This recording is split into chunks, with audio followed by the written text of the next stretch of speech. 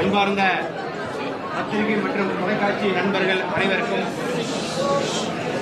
அமைதி.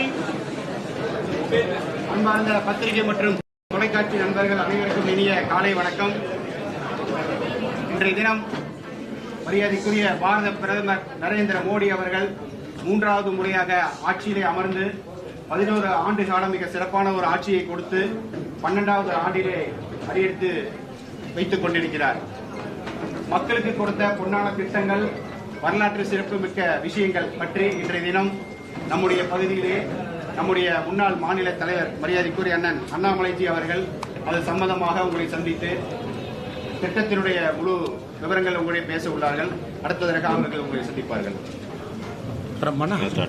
பத்திரிகை நண்பர்களுக்கு என்னுடைய காலை வணக்கத்தை தெரிவித்துக் கொள்கின்றேன். என்னோடு இந்த பத்திரிகையாளர் சந்திப்பில் நம்முடைய கோவை மாநகர் மாவட்டத்தினுடைய தலைவர் ரமேஷ் அவர்கள், அவரோடு நம்முடைய இயக்கத்தில் பணி செய்யக்கூடிய மாநகர மாவட்டத்தினுடைய பொறுப்பாளர்கள், கோவை பெருங்கோட்டத்தினுடைய பொறுப்பாளராக இருக்கக்கூடிய அண்ணன் ஏபி முருகானந்தம் அவர்கள், அண்ணன் மோகன் மந்திராச்சலம் உட்பட எல்லா தலைவர்களும் இங்கே இருக்கிறாங்க. நம்முடைய பாரத பிரதமர் நரேந்திர மோடி ஐயா தலைமையிலான ஆட்சி இன்னைக்கு 11 ஆண்டுகள் நாம் கடந்திருக்கின்றோம். இந்தியா முழுவதுமே நம்முடைய முக்கியமான தலைவர்கள் பெரும் நகரத்தில் பத்திரிகை நண்பர்களை சந்தித்து உங்கள் மூலமாக மக்களுக்கு என்ன சாதனை நான் வரவேற்கிறேன், வாக்குறுதி பிரச்சனை எப்படி நிறைவேற்றிருக்கிறோம். பிஆர்ஓ நடராஜன் அவர்கள் சொல்லியிருக்கக்கூடிய கருத்து தமிழகத்தை பொறுத்தவரை சென்னையில் நம்முடைய மத்திய அமைச்சர் என்ன சொன்னாங்கன்னா, என்னுடைய கஜேந்திர சிங் ஷெகாவத் அவர்களும் கோயம்புத்தூர்ல இன்றும் நம்முடைய அகில இந்திய தலைவர் ஜே.பி. நட்டா அவர்களுடைய அறிவுறுத்தலின்படி பத்திரிகை நண்பர்களை சந்தித்துக் கொண்டிருக்கின்றோம். வருகின்ற காலத்தில் நம்முடைய மாநில தலைவர் அண்ணன் நயினார் நாகேந்திரன் அவருடைய அறிவுறுத்தலின்படி தமிழகத்தில் வேறு பகுதியில் நம்முடைய மாநிலத்தினுடைய தலைவர்களும் பத்திரிகையாளரை சந்திக்க ஆரம்பிப்பாங்க. கொஞ்சம் இது நான் ஆரம்பத்தில் பேசுவது கொஞ்சம் நீண்டதாக இருக்கும். பத்திரிகை நண்பர்களுடைய அமைதியை இந்த நேரத்தில் வேண்டிக் கொள்கின்றேன். காரணம், 11 ஆண்டுகள் நம்முடைய சாதனையை இன்று இந்த சந்திப்பின் மூலமாக உங்கள் முன்னால் எடுத்து வைக்கின்றோம். எப்பொழுதுமே ஒரு ஆட்சியினுடைய தன்மையை பார்க்க வேண்டும் என்றால், ஆட்சிக்கு வருவதற்கு முன்பு நாம் கொடுத்திருக்கக்கூடிய மேனிஃபெஸ்டோ, தேர்தல் வாக்குறுதி, அது என்ன என்பதை நாம் எடுத்து படிக்கிறோம்.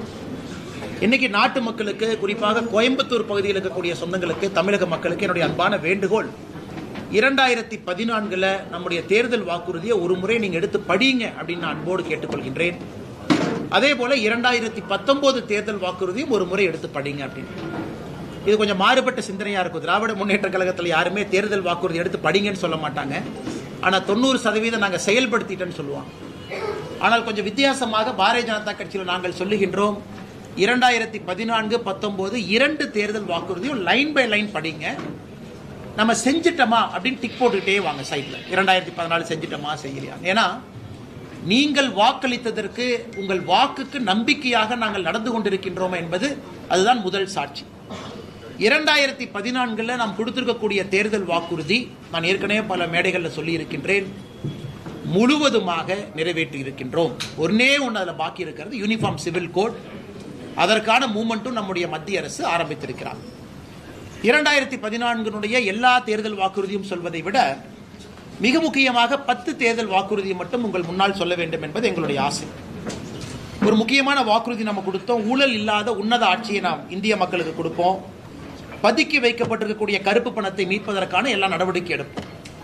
இன்னைக்கு 11 ஆண்டுகளில் நம்முடைய ஆட்சியே சாட்சி. நம்முடைய டெண்டர் ப்ரொக்யூர்மெண்ட்டாக இருக்கட்டும், ராணுவ தளவாடங்கள் நாம் வாங்கியிருக்கக்கூடியதாக இருக்கட்டும், மத்திய அரசினுடைய திட்டங்களாக இருக்கட்டும், எங்கேயும் கூட நாம் ஊழல் செய்திருக்கின்றோம் என்று 11 ஆண்டுகள்ல பத்திரிகை நண்பர்கள் நீங்களும் குற்றச்சாட்டுல, எதிர்க்கட்சி நண்பர்களும் கூட குற்றச்சாட்டு. தேவையில்லாத சில வதந்திகளை பரப்பிய பொழுதெல்லாம் உச்சநீதிமன்றத்துக்கு போய் உச்சநீதிமன்றம் ரஃபேல் இருந்து எல்லா விஷயத்திலும் கூட மத்திய அரசின் மீது தவறில்லை என்று சொல்லியிருக்கின்றார். கடந்த 11 ஆண்டுகளில் அமலாக்கத்துறை, இந்தியாவில் இருக்கக்கூடிய வேறு வேறு ஏஜென்சி ஊழல் கருப்பு பணம் எவ்வளவு பதுக்கி வச்சிருக்கிறாங்களோ 1,45,000 கோடி ரூபாயை நாம் மீட்டெடுத்திருக்கின்றோம். அதே போல வெளியே நாட்டிலிருந்து யாரெல்லாம் ஊழல் செஞ்சுட்டு ஓடி இருக்காங்களோ அவங்களை பிடித்து கொண்டு வருவதற்கான முயற்சி, நிறைய பேர்த்து எக்ஸ்ட்ராடிட் பண்ணிட்டோம். நிறைய அந்தந்த நாட்டில் நடக்கக்கூடிய கோர்ட்டு கேஸையும் நாம் பார்த்து கொண்டிருக்கின்றோம். அதற்கான உறுதியான நடவடிக்கையை மோடி ஐயா எடுத்திருக்கிறாங்க. பழங்குடி நண்பர்கள் அரசியல்லாம் நாம் பெரும்பாலும் மறந்துடுவோம். ஏன்னா அவங்க ஓட்டு வந்து பெருசா அவங்க போட மாட்டாங்க, தலைவர்கள் இல்லை அப்படின்னு இருந்ததை மோடி அவர்கள் 2014 பழங்குடி இடத்தை சார்ந்தவர்களுக்கு முக்கியத்துவம் கொடுத்து திரௌபதி முர்மு அவர்கள் இன்னைக்கு நம்முடைய ஜனாதிபதியாக பழங்குடி இனத்திலிருந்து வந்திருக்கிறாங்க. நாம் 2014 சொன்னோம், பழங்குடியினர் முன்னேற்றத்திற்காக வன்பந்து கல்யாண் யோஜனா திட்டம் கொண்டு வருவோம். அது மட்டும் இல்ல, பழங்குடியினத்தை உயர்த்துவதற்கான எல்லா நடவடிக்கையும் எடுப்போம், பொலிட்டிக்கலா எல்லாமே. இந்த திட்டத்தை 2014 ஆட்சிக்கு வந்தவுடன் அக்டோபர்ல ஆரம்பிச்சிட்டோம்.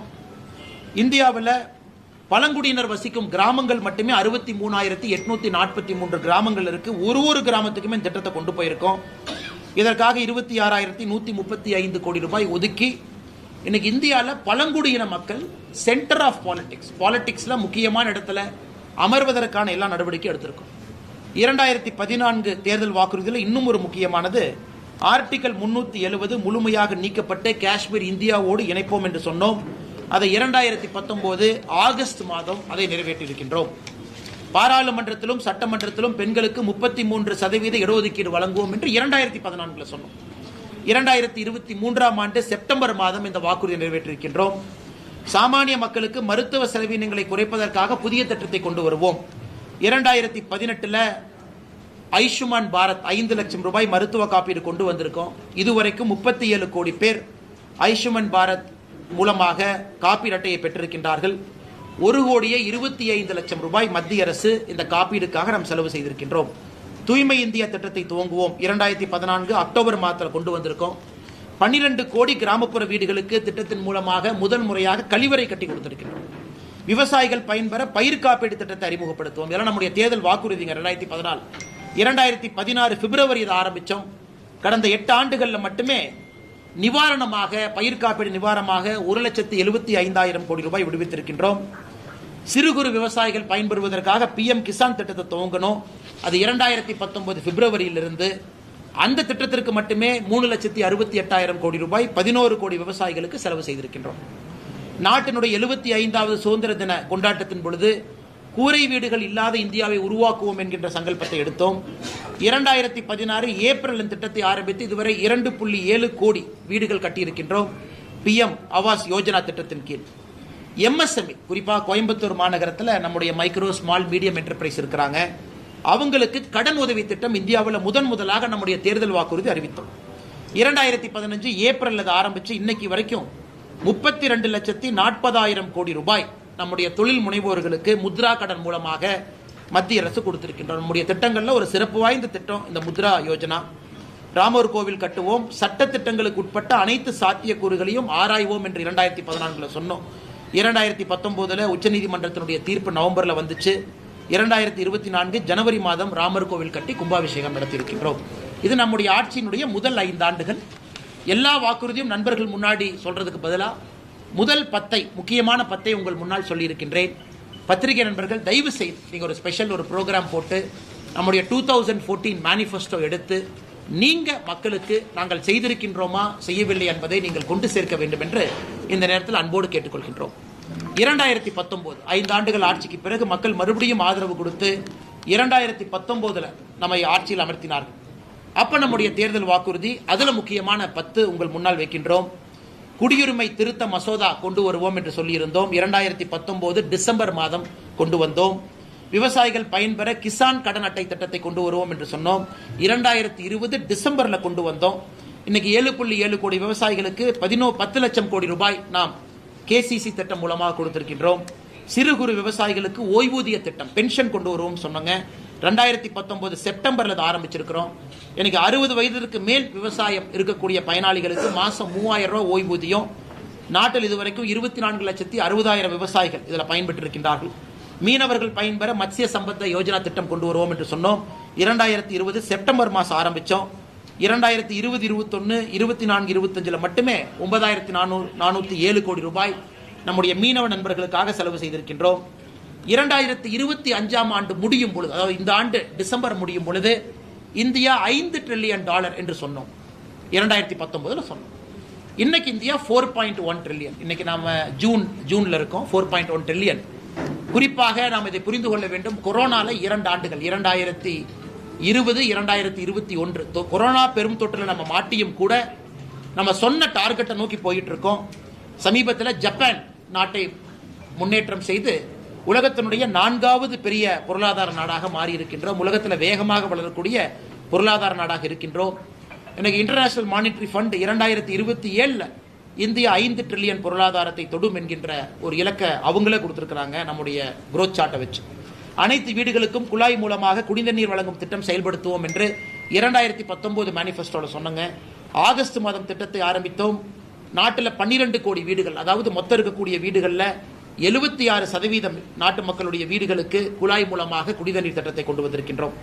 நாட்டில் 75 புதிய மருத்துவக் கல்லூரிகள் அமைப்போம் என்று 2019 சொன்னோம். 2019 ஆகஸ்ட் திட்டத்தை துவங்கினோம். தமிழகம் உட்பட தமிழகத்துக்கு 11 மருத்துவக் கல்லூரி உட்பட 75 மருத்துவக் கல்லூரிகளும் கொடுத்து விட்டோம். நாட்டில் 5 ஆண்டுகளில் 60,000 கிலோமீட்டர் தேசிய நெடுஞ்சாலை போடுவோம் நம்ம சொன்னோம். 2019 2024 முடியறக்குள்ள மறுபடியும் பத்திரிகை நண்பர்கள் ஞாபகப்படுத்துறோம். கொரோனா தொற்று இருந்தும் கூட 5 ஆண்டுகள்ல 56,701 கிலோமீட்டர் நேஷனல் ஹைவே நாம் போட்டிருக்கோம். நாட்டில் புதிதாக 200 நவோதய வித்யாலய கேந்திரிய வித்யாலய ஆரம்பம் சொன்னோம். 2019 ஆண்டுகளுக்கு பிறகு 113 கேந்திரிய வித்யாலயா நவோதய பள்ளிகள் நாம திறக்க ஒப்புதல் வாங்கியிருக்கின்றோம், திறந்திருக்கின்றோம். வறுமை கோட்டிற்கு கீழே இருக்கவங்கள சிங்கிள் டிஜிட், அதாவது ஒற்றை எண்ணிக்கை அடிப்படையில் கொண்டு வந்துருவோம். நம்முடைய நாட்டில் மிக இரட்டை எண்ணிக்கை அடிப்படையில் இருக்கிறாங்க, பர்சன்டேஜ் இதில் கொண்டு வந்துவோம் என்று சொன்னோம். நாம் சொன்ன 2012 16.2 விழுக்காடு வறுமை கோட்டு கீழே இருந்தாங்க. $2.15, அதாவது $180 ரூபாய் கீழே அவங்களுடைய வருமானம் இருந்துச்சுங்க. இன்னைக்கு அது 2.3% குறைச்சிருக்கிறோம். 16.2 ஆரம்பித்து இந்த 13 ஆண்டுகளில் 2.3% ஒற்றை இலக்குக்கு கொண்டு வந்திருக்கின்றோம். இதுவும் ஒரு பெரிய சாதனையாக நாம் பார்க்கின்றோம். அதே போல நம்முடைய பத்திரிகை நண்பர்கள் தயவு செய்து 2019 நம்முடைய தேர்தல் வாக்குறுதியும் கூட ஒரு முறை நீங்கள் அலசி ஆராய வேண்டும், மக்களுக்கு எடுத்துச் சொல்ல வேண்டும் என்று அன்போடு கேட்டுக்கொள்கின்றோம். அடுத்து 2024 ஆட்சிக்கு வந்த பொழுது 10வது ஆண்டு முடித்து மக்கள் மறுபடியும் 3வது முறை நமக்கு ஒரு வாய்ப்பு கொடுத்திருக்கிறாங்க. அந்த 3வது முறை ஆட்சி அமைக்கும் பொழுது நாம் தேர்தல் வாக்குறுதி மறுபடியும் கொடுத்திருக்கோம். அந்த தேர்தல் வாக்குறுதியினுடைய முக்கியமான அம்சத்தை உங்க முன்னாடி வைக்கிறேன். முத்ரா கடன் திட்டத்தின் கீழ் அதிகபட்ச கடனாக 20 லட்சம் ரூபாய்க்கு உயர்த்துவோம் என்று சொன்னோம். அதை அக்டோபர் 2024 செயல்படுத்தி காட்டியிருக்கின்றோம். 70 வயதுக்கு மேற்பட்டவர்களுக்கு ஆயுஷ்மான் பாரத் மருத்துவ காப்பீடு திட்டத்தின் கீழ் பயன்பெறுவர் யாராக இருந்தாலும், அவங்க என்ன வருமானம் பெற்றிருந்தாலும் கூட 70 வயசுக்கு மேல முழுவதுமாக அதை கொடுப்போம் என்று சொன்னோம். தமிழ்நாடு அரசு அதை நடைமுறைப்படுத்த தயங்கிக் கொண்டிருக்கின்றார்கள். அக்டோபர் 2024 நாடு முழுவதுமே 70 வயதுக்கு மேற்பட்டவர்களுக்கு ஆயுஷ்மான் பாரத் திட்டத்தை கொண்டு வந்திருக்கின்றோம். நம்முடைய தேர்தல் வாக்குறுதி 2024 சொல்லியிருந்தோம். உலகத்தில் திருவள்ளுவர் கலாச்சார மையத்தை அமைப்போம் என்று சொன்னோம். சொன்ன பிறகு செப்டம்பர் 2024 சிங்கப்பூரிலிருந்து, அமெரிக்கா ஹூஸ்டனிலிருந்து வரிசையாக நம்முடைய திருவள்ளுவர் கலாச்சார ஸ்தாபனத்தை அறிவித்திருக்கின்றோம், தொடங்க ஆரம்பித்திருக்கின்றோம். நாட்டில் இடதுசாரி தீவிரவாதத்தை முற்றிலும் அகற்றுவோம் என்று சொன்னோம்.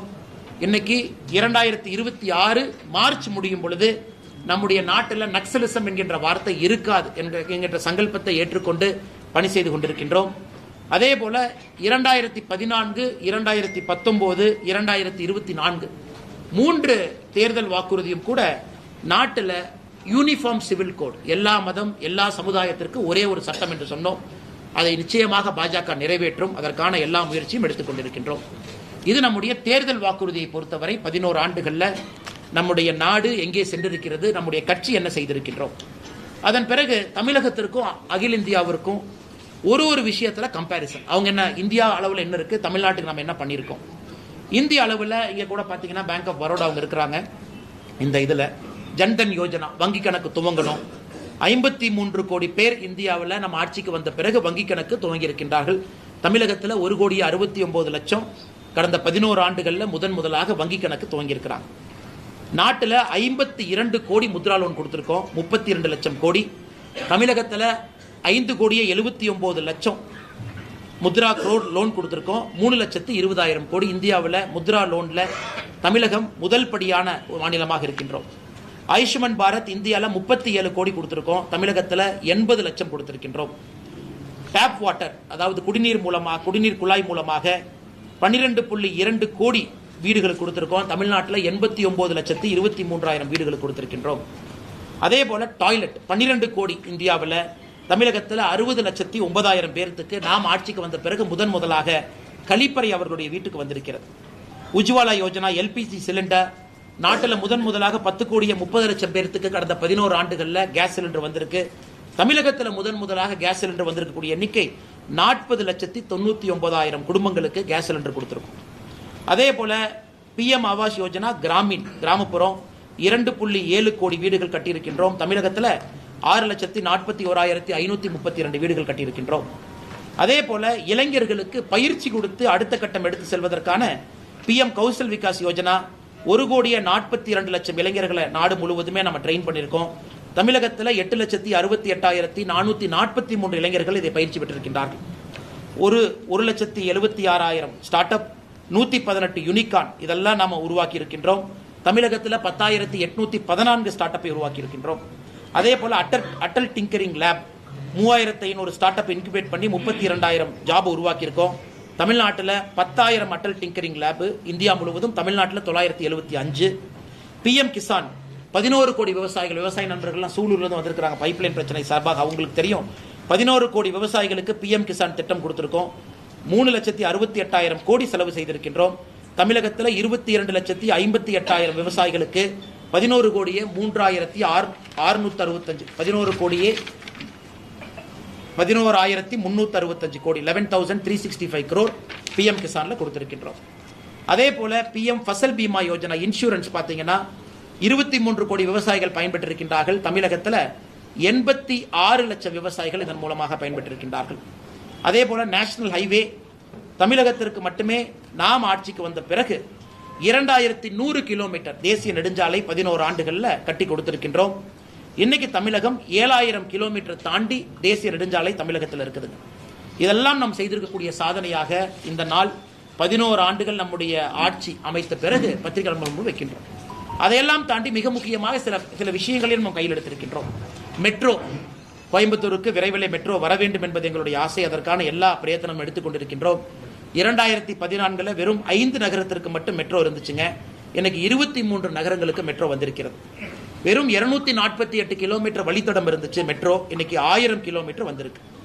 ஏர்போர்ட் 2014 74 ஏர்போர்ட் இருந்துச்சு, இன்னைக்கு 160 விமான நிலையங்கள். 1,51,00,000 பேர் இந்த உடான் ஸ்கீமை பயன்படுத்தி முதல் முறையாக விமானத்தில் பயணம் செய்திருக்கின்றார்கள். அமிர்த் பாரத் ஸ்கீமில் 1,300 ரயில்வே நிலையங்களை புதுப்பித்திருக்கின்றோம். அதே போல ஏற்கனவே சொன்னது போல ஆர்டிகல் 370, 35A அதையெல்லாம் நாம் எடுத்திருக்கின்றோம். நக்சல் வயலன்ஸ் மூலமாக வரக்கூடிய பிரச்சனைகள் 81% குறைத்திருக்கின்றோம்.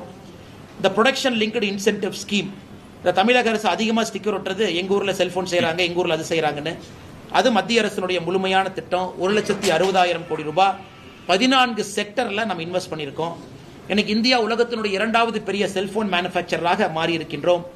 25 கோடி இந்தியர்களை பாவர்ட்டி, அதாவது கடுமையான கோரமாக இருக்கக்கூடிய வருமான கீழே 180 ரூபாய்க்கு கீழே இருக்கவங்களை மேலே கொண்டு வந்திருக்கின்றோம். 25 கோடி பேர்த்த புதிய கல்விக் கொள்கை 2020 கொண்டு வந்திருக்கோம்.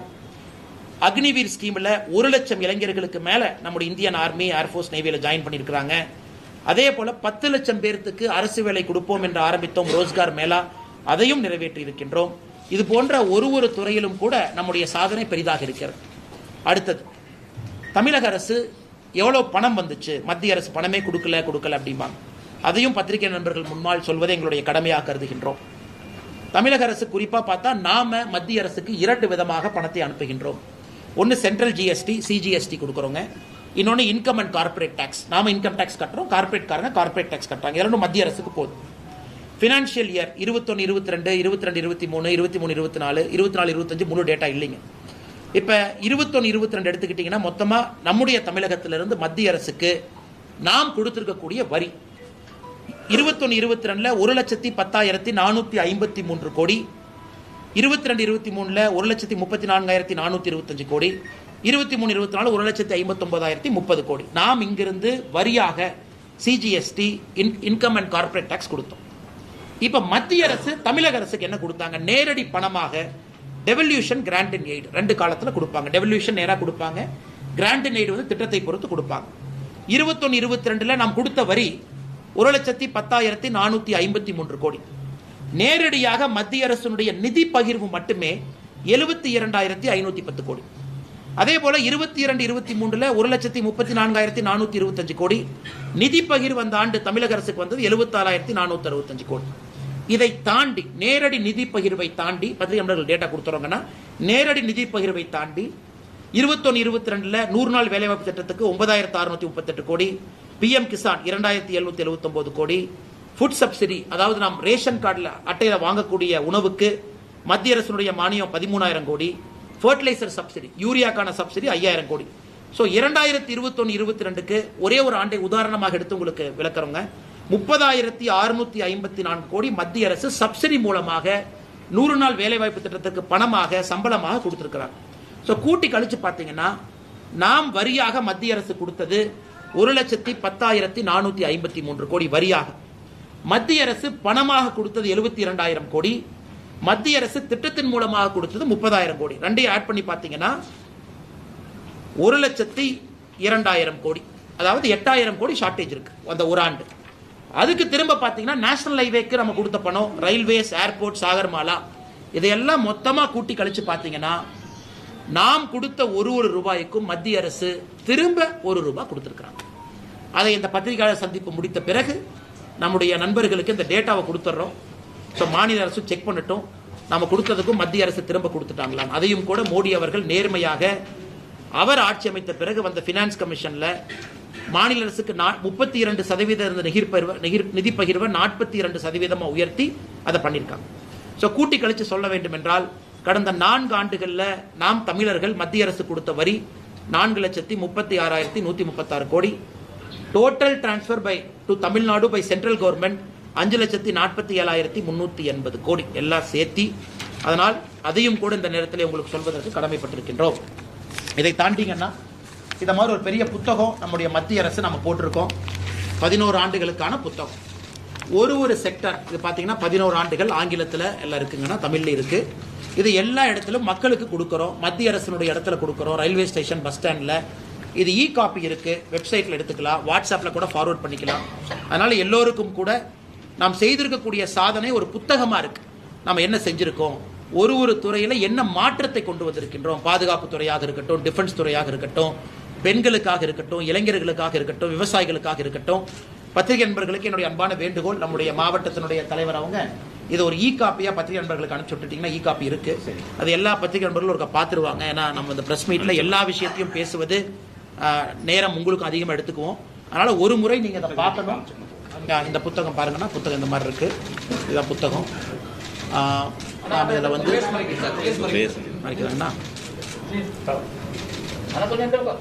அண்ணா உங்களுக்கு காப்பி அனுப்பிச்சு விட்றோங்கண்ணே. அதில் உதாரணத்துக்கு அது முதல் பேஜ்லேயே பாருங்க, காந்தி ஐயா தான் இருக்கிறாங்க. அது ஓப்பன் பண்ணோன்னே காந்தி ஐயாவும் மோடி ஐயாவும் கட்டி பிடிச்சிட்டு முதல் பக்கம் பாருங்க. ஃபர்ஸ்ட் பேஜ்லேயே வானத்தேக்கா இருக்கிறாங்க. இது அகில இந்தியா ஃபுல்லாக போகிற புக்கு முதல் பேஜில். இதில் வந்து நம்ம ஒரு துறையாக சொல்லி இருக்கின்றோம். என்ன மாற்றம் 2000 நம்ம டிரான்ஸ்பரண்டாக இருக்கோங்கண்ணா. நம்ம செஞ்சதை உங்கள் முன்னாள் பத்திரிகை நண்பர்கள் முன்னாடி எடுத்து சொல்கிறோம், புக்கு போடுறோம், தைரியமாக சொல்கிறோம். எங்கள் தேர்தல் வாக்குறுதியை படிங்க. இதே திராவிட முன்னேற்ற கழகம் ஆட்சிக்கு வந்து 4 ஆண்டுகள் ஆச்சு. 511 தேர்தல் வாக்குறுதியில் நாங்கள் சொல்கிறோம் 50 கூட முழுமையாக நிறைவேற்றவில்லை. அவங்க யாராச்சும் ஒரு பிரஸ் மீட் வச்சு நாங்கள் ஆட்சிக்கு வந்து 4 வருஷம் ஆச்சு பாருங்க, இதுதான் எங்களுடைய தேர்தல் வாக்குறுதி, இதுவரை சொல்லு. நம்ம 50 தாங்க நிறைவேற்றிருக்கீங்கன்னா உங்களை என்னை திட்டுறாங்க. முதலமைச்சர் அவர்கள் ஒரு மேடையில் ஒரு நம்பர் சொல்றாங்க. 90% இடத்துல சொல்றாரு, 88% இடத்துல சொல்றாரு, 96% இடத்துல சொல்றாரு. ஒருவரும் கூட ஒரு நம்பர் சொல்றாங்க. அதனால பத்திரிகை நண்பர்கள் 4 ஆண்டுகள் திராவிட முன்னேற்ற கழகத்தினுடைய ஆட்சி முடிந்திருக்கக்கூடிய காரணம் இருக்கிறதுனால திமுகவுடைய தேர்தல் அறிக்கையை அக்கா கட்ட கொண்டு வந்துட்டாங்க பாருங்க. இது திமுகவுடைய தேர்தல் அறிக்கை இங்க இருக்கு. அதனால் யாராவது ஒரு பத்திரிகை நண்பர் அந்த தேர்தல் அறிக்கையை டவுன்லோட் பண்ணி இவங்க உண்மையாலுமே சொன்னாங்களா, இவங்க சொன்னதுல என்ன உண்மை இருக்கு இங்க பாருங்க. அதாவது 505 விஷயங்கள் சொல்லிட்டு அதுக்கப்புறம் 7 சொல்றாங்க. பொருளாதாரம், வேளாண்மை, நாங்க என்ன பண்ணுவோம்னு சொல்லிட்டு தனியாக இன்னொரு பேஜ் அட்டாச் பண்றாங்க. 2 சேர்த்துனீங்கன்னா 505 + 7 512 வரும் திமுகவுடைய தேர்தல் அறிக்கை. யாராவது ஒருத்தர் தயவு செஞ்சு அவங்க சொன்னதுக்கெல்லாம் நாம போட் பண்ணியிருக்காங்களா அப்படின்னு நீங்க டிக் போட்டு பாருங்க. எனக்கு தெரிந்து 50 கூட அவங்க செய்யலாம். 50 கூட, வெறும் 50 தேர்தல் வாக்குறுதி கூட நிறைவேற்றாம இன்னைக்கு ஆட்சியில திராவிட முன்னேற்ற கழகத்தினுடைய ஆட்சி இங்க நடந்து கொண்டிருக்கிறது. அதையும் கூட பத்திரிகை நண்பர்களுக்கு இந்த நேரத்தில் உங்களுடைய கவனத்துக்கு நாங்கள் கொண்டு வர்றோம். இதை தாண்டி உங்களுக்கு கேள்வி இருந்தா கேளுங்க. அதெல்லாம் பதில் சொல்றேன். முதல்ல இதெல்லாம் முடிச்சுக்கலாம். இந்த அண்ணா பல்கலைக்கழகம் சிடிஆர்லாம் கடைசியா வச்சுக்கோங்கன்னா ஃபர்ஸ்ட் இதை முடிச்சுக்கலாம். நீங்க இவ்வளவு தூரம் சொன்னீங்களே, இந்த இவ்வளவு தூரம் சொன்னதுக்கு அப்புறமும் பள்ளி கல்விக்காக, உயர்கல்விக்காக, பள்ளி கல்விக்காக எதற்காக நீதிமன்றத்தில் நாடித்தான் பணம் வாங்க வேண்டியிருக்காரு சார் மத்திய அரசு? ஃபர்ஸ்ட் இது சம்பந்தமா கேள்வி இல்லைங்கன்னா சம்பந்தமா இல்ல. பெட்ரோல் டீசல் விலையை குறைப்புன்னு சொல்லி சொன்னீங்க தேர்தல் வாக்குறுதியில, அதை பத்தி ஒரு வார்த்தை கூட பேசுறீங்க. அண்ணா, தேர்தல் வாக்குறுதியிலே பெட்ரோல் டீசல் விலை குறைப்பதாக சொன்னோம், குறைத்திருக்கின்றோம். எவ்வளவு குறைச்சிருக்கீங்க? 5 ரூபா 4 ரூபா ஒரு முறை குறைச்சோம், ஒரு முறை 10 ரூபா 7 ரூபா குறைச்சோம், எல்பிஜி சிலிண்டர் குறைச்சோம். ஆனா இதே தேர்தல் திமுக தன்னுடைய தேர்தல் வாக்குறுதியில பெட்ரோல் டீசல் விலையை குறைக்கிறேன்னு சொன்னாங்க. நாங்க 2 முறை குறைத்திருக்கின்றோம் 11 ஆண்டுகள்ல. 2 முறை பாரதிய ஜனதா கட்சி ஆட்சியில குறைச்சிருக்கிறோம். கடந்த முறை தீபாவளியில குறைச்சிருக்கிறோம். ஆனா நம்முடைய ஆட்சியில் நம்ம ஏத்துறது இல்லைங்கன்னா ஆயில் மார்க்கெட்டிங் கம்பெனி சந்தை நிலவரப்படி அவங்க பிக்ஸ் பண்றாங்க. பெட்ரோலியம் மினிஸ்டரோ மத்திய அமைச்சரோ நாங்க அமைச்சரவையிலிருந்து 10 ரூபாய் ஏத்துங்க 20 ரூபாய் ஏத்துங்கன்னு சொல்றது இல்லைங்க. அதுக்கு ஒரு ஃபார்முலா இருக்கு. International Brent oil crude price, அது லேண்டிங் காஸ்ட் மும்பையில் லேண்ட் ஆனதுக்கு அப்புறம் அந்த லேண்டிங் காஸ்ட்டை வச்சு ஆயில் மார்க்கெட்டிங் கம்பெனி ஓஎம்சி ஒரு பிரைஸை ஃபிக்ஸ் பண்றாங்க. இதுல மத்திய அரசினுடைய தலையீடு எங்கேயுமே இல்லை. இப்ப எங்க மத்திய அரசு இன்டர்நேஷனல் பிரைஸ் குறையுது அப்படிங்கிற இடத்துல 2 முறை நாம இன்டர்வியூன் பண்ணி குறைன்னு சொல்லியிருக்கோம். இது நண்பருக்கு ஒரே ஒரு உதாரணம் சொல்றேன். மாநில அரசுகளாக நீங்க கேட்கலாம், மத்திய அரசு நீங்க குறைச்சிட்டீங்க, மாநில அரசு குறைச்சதா? பாரதிய ஜனதா கட்சி ஆளுகின்ற எல்லா மாநிலத்திலும் மாநில அரசு தனியா பெட்ரோலை குறைச்சாங்க. உதாரணத்துக்கு கர்நாடகா, நாம 10 ரூபா குறைச்சதுக்கு அப்புறம் கர்நாடகால 5 ரூபா குறைச்சாங்க. இது எவ்வளவு பெரிய ஆச்சரியம் பாருங்க. அப்ப கர்நாடகால யாராச்சும் இன்னைக்கு இருக்கிறாங்க அப்படின்னா 15 ரூபாய் குறைச்சிருக்காங்க. மாநில அரசு 5 ரூபாயும் மத்திய அரசு 10 ரூபாயும். ஆனா தமிழகத்துல கர்நாடகால பிஜேபி அரசு எங்கேயுமே கர்நாடகாவினுடைய ஆளுகின்ற இதுக்கு முன்னாடி ஆண்ட பிஜேபி அரசு நாம் குறைப்பதாக சொல்ல இருந்தும் குறைச்சோம். ஆனா தமிழகத்துல திராவிட முன்னேற்ற கழக அரசு தேர்தல் வாக்குறுதியாக கொடுத்து விட்டும் கூட சிலிண்டருக்கு 100 ரூபா குறைக்கணும், குறைக்கல. பெட்ரோல் டீசல் 5 ரூபா 4 ரூபா குறைக்கணும், குறைக்கல. அப்படி இருந்தும் கூட பத்திரிகை நண்பர்கள்ட்ட அக்கௌண்டபிலிட்டி எல்லாம் சுத்துறாங்க.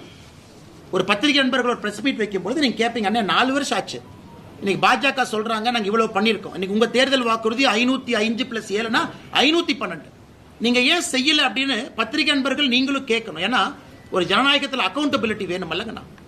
நாம நம்ம நண்பர்களுக்கு என்னுடைய அன்பான அறிவுறுத்தல், international Brent crude oil price landing காஸ்ட்டை வச்சு நம்ம பண்றோம். எங்கேயும் யாருக்கும் அநியாயம் பண்ணல. எந்த ஆயில் மார்க்கெட்டிங் கம்பெனி, ஒரு பாரத் பெட்ரோலியமோ இந்தியன் ஆயிலோ மக்கள்கிட்ட நாங்கள் சம்பாதிச்சு 50,000 கோடி ப்ராஃபிட் பண்றோம், அதற்கும் நாங்கள் விடல. எங்களை பொறுத்தவரை பெட்ரோல் டீசலாக இருக்கட்டும், எல்பிஜி சிலிண்டராக இருக்கட்டும், ஏழை மக்களோடு எப்போதும் வென்று கொண்டிருக்கின்றோம். 2014 பெட்ரோல் டீசல் விலை என்ன, இப்ப என்ன இருக்கு? அப்ப சென்ட்ரல் கவர்மெண்ட் வந்து எவ்வளவு வசூலிச்சாங்க, இப்ப எவ்வளவு வசூலிக்கிறாங்க? அன்னைக்கு கேஸ் பிரைஸ் என்ன, இன்னைக்கு கேஸ் பிரைஸ் என்ன ஒரு கம்பேரிசன். அண்ணா 2014 நம்ம ஆட்சிக்கு வந்த பொழுது வெறும் 64% மக்கள் வீட்டில் மட்டும்தான் கேஸ் சிலிண்டர் இருந்துச்சு. உதாரணத்துக்கு என்னுடைய அம்மாச்சி வீட்டில் சொல்றது கேட்கலாம். நல்ல கேள்வி, நான் சொல்ற பதிலை நீங்க கேட்டுக்கங்க. நல்ல கேள்வி நீங்க கேட்டது.